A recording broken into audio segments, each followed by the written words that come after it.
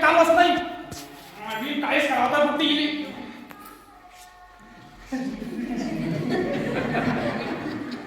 तू इथंच आहे का? अरे वा वा वा वा वा वा, का मस्त गाणे आहे.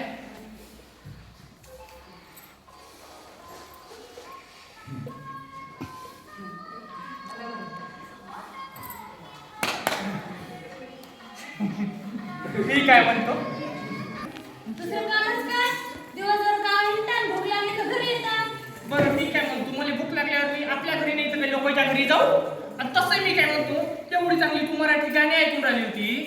हा, त्या बहिणाबाईची गाणी जशी ऐकून राहिली, बहिणाबाईने एवढी मराठीची गोडी सांगितली आणि आपल्या पोराला म्हणतो की बाई इंग्लिश शाळेत, त्याच्यापेक्षा त्या बहिणाबाईचं जराशी गाणी ऐकतं तर जराशी गोडी घेते की मराठीची. बरं जाऊ दे तिकडं. तुम्ही सांगा, मी काम सांगितलं तर केलं का? हा केलं ना. कोणतं काम सांगितलं? आता माझे विसरले. काम कोणतं सांगितलं ते सांग. तुम्हाला म्हटलं होतं आपलीच्या चिंट्याला इंग्लिश शाळेत टाकायचं, तालुक्यात जाऊन दिसताना म्हटलं नांदी. ते काम सांगितलं होतं. तेच काम करायला गेलतो, पण माझ्या दोस्त भेटला मला रस्त्यात. आणि ते तो काय म्हणे माहित आहे, आपण बोलतो म्हणे मराठी, आपण आहे मराठी, आपण खातो अन्न खातो. म्हणून आपल्या शाळेतही पोराले शाळेत टाकायचं तर मराठी शाळेत टाकायचं. आणि काय भेटते म्हणे इंग्लिश शाळेत, म्हणून ते आपलं पोरगं जाईल तर मराठी शाळेतच जाईल, काही इंग्लिश शाळेत नाही जावं लागत. तुमचा मित्र तसा फुटकन, तुम्ही तशी फुटकन. माझ्या लेकराला मला ऑफिसर झालेलं बघायचंय. सांगू नका, आपल्या शेजारच्या कांतीचं पोरगं कसं फडाफडा इंग्लिश बोलते. अरे तर मराठी शाळेत इथं स्पेशल गुरुजी असते ना इंग्लिश शिकवाले, तर मराठी शाळेत इंग्रजी शिकवले जाते, तर तिथूनही ते इंग्रजी शिकू शकते. आजकाल काही जेवढे काही आपल्याला शिकवणारे होते तर तिथं काही इंग्लिश शिकवलं नाही, त्या कारणाने त्यांना मराठी शाळेतच टाकू आपण. ऐकत जाय तू जरा. मला सांगू नका, मी तुम्हाला एकदाची सांगून आली, तुम्ही लिस्ट आणता की नाही, नाही तर माझ्यासाठी खराब बहिणी चालली. काहीतरी त्यासाठी कोणती खराब बाई आहे. गेले का? चाललो चाललो चाललो.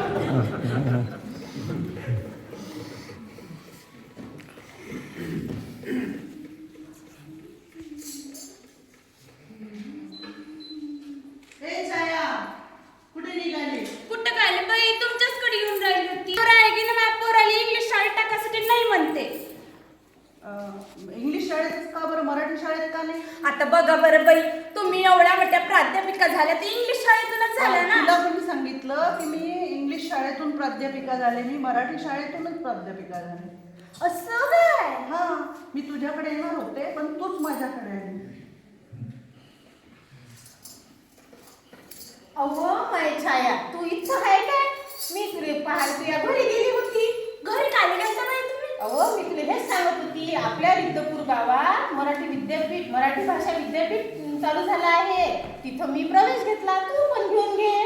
आता ह्या वया लेकराला शिकू का मी शिक्षण करू? छाया, शिक्षणाला पण वय असतं का? त्यांनी प्रवेश घेतला आहे, आपल्या रिद्धपूरमध्ये मराठी भाषा विद्यापीठ झालंय, त्यांनी पण प्रवेश घेतलाय. तू पण तुझ्या मित्र मैत्रिणींना सांग. तू किती शिकलेली आहे? मग का 12वी झालो, माझ्या बापाला मोठी घरी दिले ह्या मेलाशी लग्न लावून.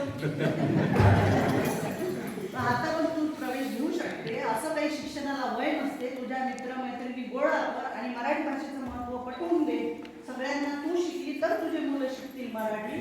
हो काय बाई, बघडले. ये मग उद्या विद्यापीठ. आता माझ्या पोराने मराठीत टाकतो, मी बी विद्यापीठ मराठी भाषा विद्यापीठात. हॅलो, आम्हीच धन्य बोलतो मराठी.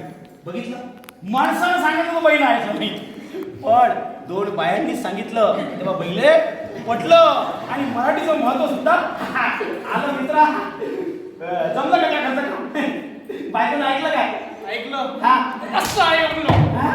असं ऐकलं, पण मी काय म्हणलो, त्या बायकोनं ऐकू की नाही ऐकू, पण त्या बायकोनं ऐकलं. कारण की आपल्या त्या मॅडम आहे की नाही, मराठी भाषा विद्यापीठ जे आपल्या रिद्धपूरमध्ये चालू झालेलं आहे, त्या भाषा विद्यापीठातल्या ज्या प्राध्यापिका आहे त्यांच्या घरी ती बायको गेली होती. तिकडनं मी चाललो होतो, मी बायको तिकडेच गेली होती. काय बोलतो? आता माझ्या बायकोने ऍडमिशन घेतली ना बाबा. कुठं रे बा? मराठी भाषा विद्यापीठा. आता काही वय आहे का वहिनीचं? मॅड झाला काय, माणसाला शिक्षणासाठी वयाची अट नसते. माणूस म्हातारा वयापर्यंत गड्ड्यात जायपर्यंत शिकतच राहते. तसंच आपण शिकतच राहतो ना, समाजापासून काही ना काही गोष्टी शिकत राहतो, जन्मापासून तो मरण्यापर्यंत. तर मग आता आपल्याला आता आपण भाग्यवान माणसं आहे, कारण की ज्या धर्तीवर लीळा चरित्र नावाचा पहिला ग्रंथ लिहिला गेला, ज्या ठिकाणी सगळ्यात पहिले पद्याची आणि पद्याची निर्मिती झाली, अशा भूमीमध्ये त्या भूमीमध्ये आपलं मराठी विद्यापीठ आहे. आणि शासनानं आता मराठी भाषेचा दर्जा सुद्धा दिला आहे ना. म्हणून आता आपल्याला एक काम करायला लागलं. आता आपल्या मराठी भाषेचा प्रचार आणि प्रसार, बोली भाषेचा प्रचार आणि प्रसार करणं आपल्या खांद्यावर आहे. बरोबर आहे. कारण महिला म्हणजे मुलापेक्षा मुलगी बरी दोन्ही घरी प्रकाश ते दोन्ही घरी असते.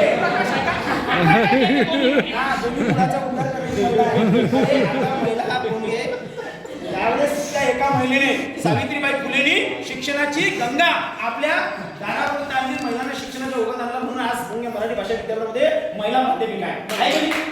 महिला माध्यमिका आज शिकून राहिल्या.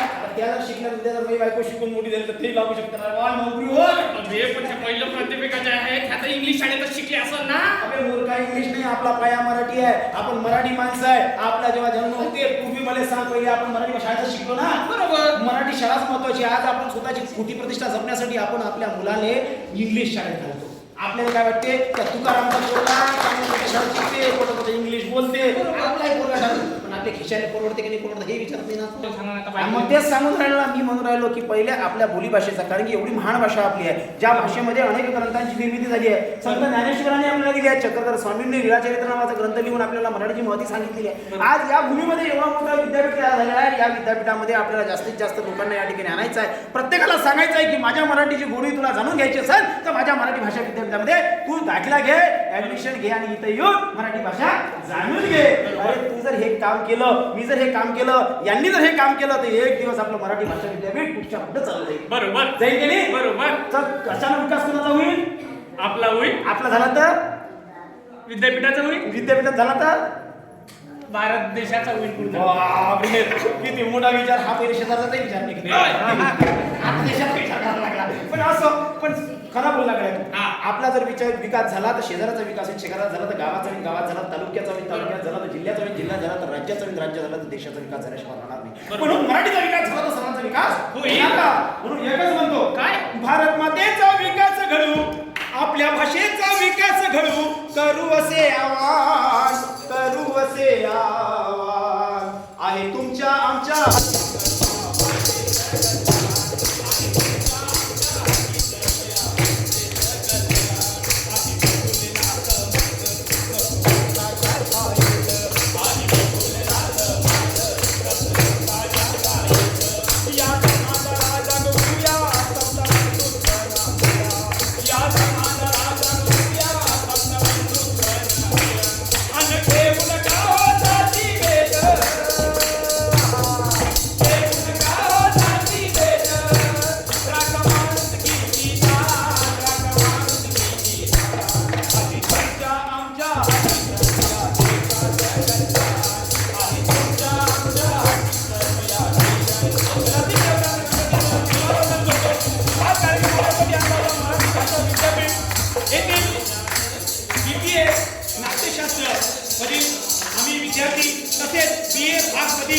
विद्यार्थी आम्ही संयुक्त विद्यालय हा या ठिकाणी कार्यक्रम आणला आणि हा कार्यक्रम या ठिकाणी आणण्यासाठी आम्हाला जे प्रेरणा दिली निलेश सर, उज्जैन सर यांनी आम्हाला मदत केली आणि हा कार्यक्रम आमच्या सोहळ्यात सादर करू शकलो.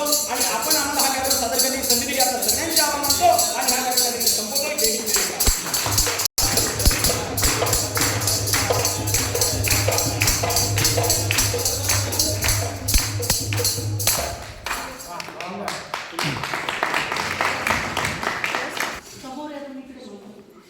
सर्वांना एकच सांगू इच्छितो, सर्व विद्यार्थ्यांनी आपापले काम, आपला व्यवसाय सांभाळून आणि विशेष म्हणजे परीक्षा सुरू असताना वेळ काढून प्रॅक्टिस केली, रिहर्सल आपण सर्वांनी शांत चित्ताने ऐकून घेतलं. तुमच्या आभार.